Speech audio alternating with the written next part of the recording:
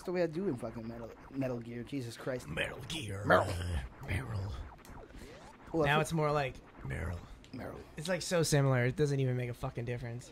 Oh shit! What up, Boss Rush? So yeah, Snake and the new Metal Gear Solid, because that's gonna be like you mentioning Chrono Trigger and Final Fantasy is gonna be me mentioning MGS5 and everything we play.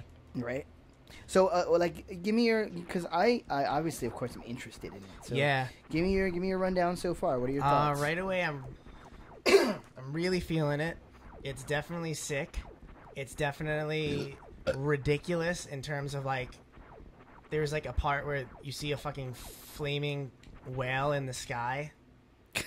And a flaming fucking demon unicorn, and you're just like, okay, so it touches on supernatural, but it's obviously always going to be devoted to realism and like technicalness. That's, if I had a fucking major complaint though about the Metal Gear franchise in general, well, or I should say the Solid franchise, it's like maybe like settle on a tone. Like, are we crazy fantasy ridiculous, or are we tactical espionage war? Yeah, I think that has to do with how much Hideo Kojima is involved and like whoever else works with him, because I don't know how that goes, but like I've come to the understanding that that's just part of what it is, and you either vibe with it or you don't. And, yeah, man, what it is.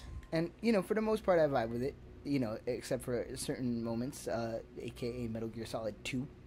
Deuce. Blow me with that fucking game. I'll play that game on Twitch. I remember you talking about running through that one. Oh, well, I think we should just run through the whole series. I would be cool. You know? 2 is actually like a little important to the main plot, and I realized it in this one. Like they talk about like 2 brings up the Patriots and Lolly Lule Lo and like Snake before he starts getting old.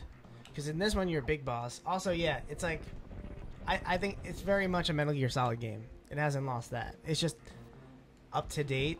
Fuck, I keep so doing like that. Snake's controls are super fluid, and he can like bend different ways, and like you could ride on top of a horse and then like go on the side of it to hide in just one button. Yeah, they definitely encourage stealth. I'm definitely not great at stealth, and my controller's a little fucked up, so like I can't even like if sometimes I won't be pressing anything and like I'll be moving forward, and that shit fucking sucks. I just got this PS4, and I think my controller's kind of busted. You think so? I think so. And think about it, man. If I'm going to be a sniper in Metal Gear Solid... Wait. What happens? Because, you know, there's, like, shit inside that controller. Yeah, it's like, it won't stay idle. Like, sometimes I'll move... Like, sometimes I won't be moving if I don't press anything. Other times I won't press any buttons, and Snake will be, like, slowly, like, moving forward. Nintendo controllers kind of did that a lot. You should maybe like I've tried like unplugging it and like restarting the controller without pressing anything. Yeah, I was gonna say like the calibration is off. Maybe it could be. It might be the controllers of the jank scale because I bought it used, but well, you failed to mention that. Yeah, that's a big part of it, but it's all good because I'm gonna have to buy another controller for 2-player games anyway. You got the controller used, or you got the system used? Everything. I bought it all for $300. Dude, nice. $300 doll hairs, yeah. Nice. Yeah, I thought it was cool. It came with the game Destiny, and I haven't played it. I bought Madden, and I bought Metal Gear Solid. So, are you feeling any buyer's remorse, or no? You're happy. It was weird. I had like some technical issues at first, like it wasn't coming on the screen, or like my TV was. It was like my house was getting haunted for a couple hours. Right. The sound wouldn't work, but then I figured that out. That happens. And I was like, uh-oh. Maybe I should have got an Xbox. Red alert. But then... Was there... Did you have much debate, or did you pretty much know... I think once I got the $300 deal, I'm like, yeah, I got to take it. Because no one is offering me an Xbox for $300, so... Yeah, that's pretty awesome. Yeah, it was still in the box, fairly new. Definitely been played once or twice, but like... Oh man, it's cool. I just use it to like watch YouTube and go on Spotify and. Yeah, I'm really enjoying that process with the Wii U. It's just like getting things streaming on the TV and like using it as a remote. It's like such a simple thing, but I'm really enjoying it.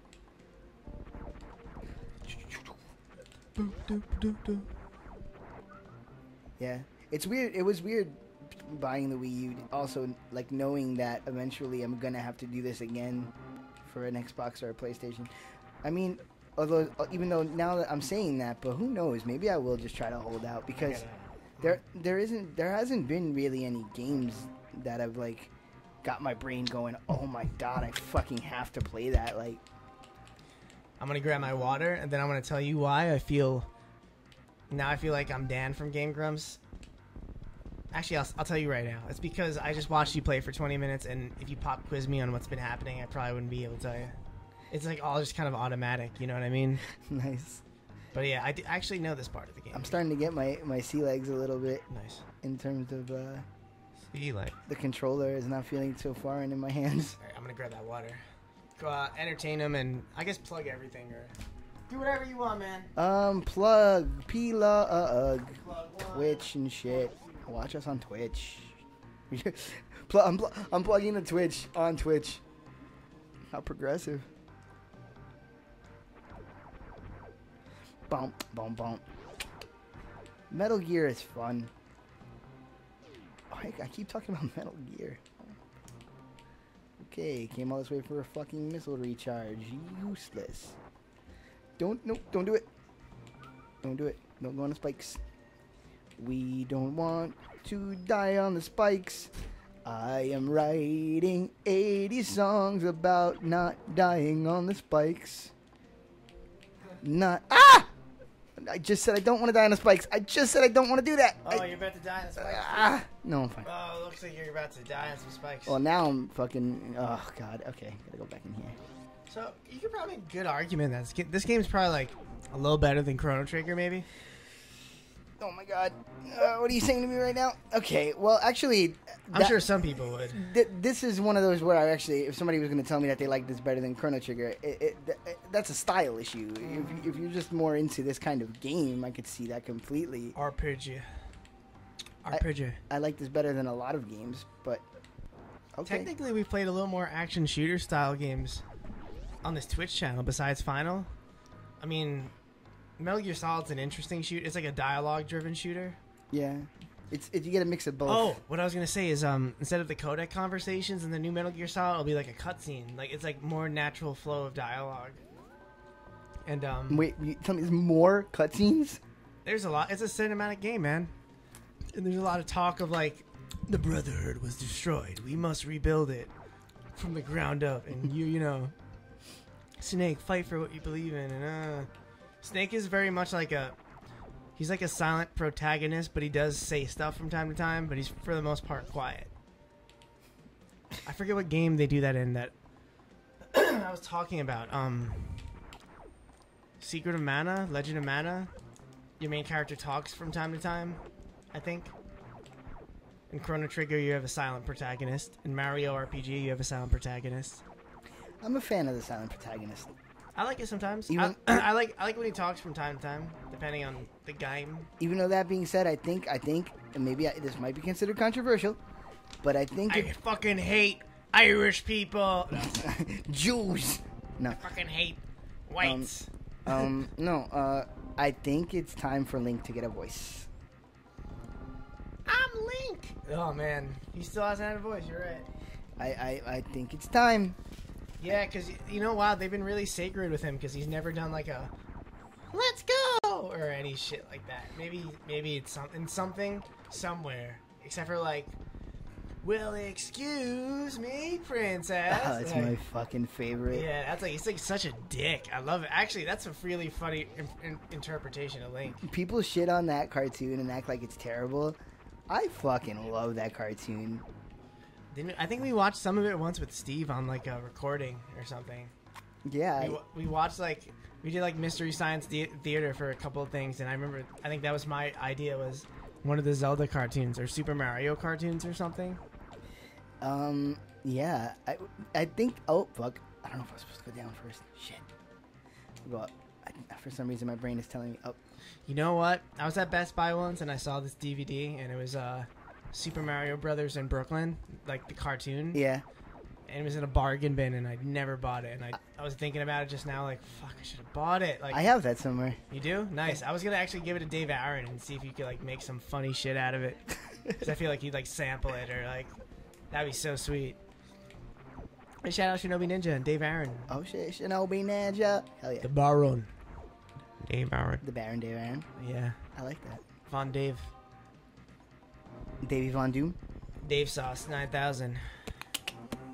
What is it about adding the number 9,000 to things and it also becomes like so much more awesome? Like 9,000 more awesome, probably. I want to have sex with Ronda Rousey. Yeah, I just wouldn't want to piss her off. I'd be okay with that too. I feel like you have to have a lot of courage to date her, which is what you'd find attractive. Because I'm sure a lot of guys are like, "Oh, don't hurt me." I bet you she's so sweet. Yeah. I bet you she's a fucking sweetheart. She really went off. She. It's funny. I think I have more respect for her than I do for Floyd Mayweather. And Floyd Mayweather's like Of course, great fucking fighter. No fucking respect for Floyd Mayweather. He's a douchebag. Yeah, man. I didn't grow up with boxing, and like, you know, man. that was the closest thing we've had. Like, I mean, Mike Tyson was a little bit in my lifetime, but like towards the end of his career, Mike Tyson. So really, that was the only fighting real experience I had, and I came off like rooting for the loser, Pacquiao, who ended up becoming like the real winner in the end. Like, because he made a lot. That he lost. Well, he did lose, but he became instantly one of the richest people in the world. And not only did he lose, but if you're into boxing, you fucking knew that that's exactly how that fight would go down. Yeah. For years, like, everybody was always talking about that fight, and it was like, no, not only did he lose, he lost exactly the way you would expect him to lose. Yeah, I didn't watch it. We were upstate doing like a band retreat, and the next morning I woke up and that was like the first thing I read, because I was like, oh man, I hope he won. And Pacquiao lost, and I saw some footage of like the highlight reel was even like kind of lame. It was a bad fight. He just got outclassed. Cause like, well, obviously Floyd Mayweather is gonna be the best defensive fighter probably of all time, unless like someone else comes out now. But People diss Mayweather's fights because they don't know what they're looking at. Like, yeah. Okay, they're not exciting slugfests, but that's not his fight. That's not what he does. He's all about that defenseman championships. Yeah, man, he's all technique, and that's the thing is like it may be frustrating, especially frustrating because of his mouth, the way he talks. He's cheap. He's cheap. He knows that. He knew that if he fought Pacquiao in his prime, after his prime, as opposed to in his prime, he would have a better chance of beating him, and he was right. He took a gamble and he won. Right, like the thing about Pacquiao, as far as fighting Floyd Mayweather, he can knock him out. Yeah. If he connects with the power, he can knock him out. And that was always going to be the danger. Is like, if you fight this guy, you might get knocked the fuck out. Yeah. But you got to be able to hit him to knock him out. Oh, cock. I didn't want to go down there. Fuck. Okay, keep him. I don't have yellows. I would love to see Manny Pacquiao in like a street fight where he's like, it's like 5-on-1. But you know where Pacquiao lost me? Where? He got too much with the Jesus. Oh, he did. I didn't even know that. Yeah, he got on this whole thing of like God is. He got on like this whole like I'm on a crusade to beat Floyd Mayweather because God wants me to bullshit. I don't. That's a little weird. One thing I cannot stand is when athletes get too much with the Jesus. Like, stop with the God wanted me to win this. God was with me. Blah blah blah blah blah. Because I find that to be so. Like, here's the thing. Don't get me wrong. I don't mind people having like strong faith and strong belief and whatever gets you by in life. If you're not hurting people, do your thing. You know what I'm saying? I'm totally with you. It's all good. But when you start going like God was on my side today, God was like I like your technique right now. Because God finally decided that he was gonna pick a side. And the side that he decided to pick was you and your little boxing match. Like, kill yourself, bro. Like, stop making yourself so goddamn important. No, he picked me. He picked me, guys. So, what's going on here? What are you doing? I'm seeing if I could bomb jump to oblivion to get up to that platform. It may not work, but I'm just giving it a quick shot. There's a rhythm to bomb jumping. You can keep yourself. You can keep yourself in the air and again do some shit. Some exploitation, bro. Some shit you're not supposed to get to yet. Try one more time. That's pretty crazy. I never would have thought to try that. I think Bridie was telling me about that. First Twitch episode ever, Bridie, for the hardcore fans. Right? If you're hardcore on this channel, you remember. Oh. Yeah. Oh, eat me. You jumped. Oh, you jumped out of ball mode somehow. I did. I gotta do it one more time. All right.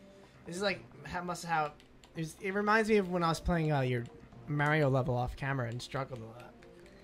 Yeah. So what do you think? What do you think of me thus far as a Mario level creator?